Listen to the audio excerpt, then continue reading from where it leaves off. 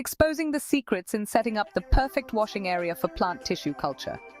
The washing area is crucial for prepping your plant materials and maintaining a sterile environment.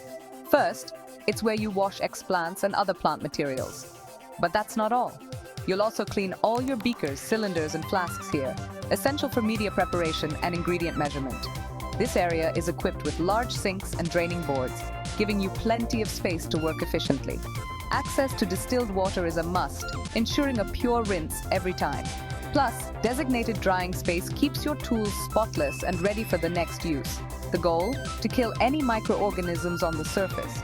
Use a 2% bleaching solution or 70% ethanol to disinfect. Remember, safety-first gloves and eye protection are a must. Keep your washing area organized, and you'll have a smooth, sterile workflow every time. Happy culturing!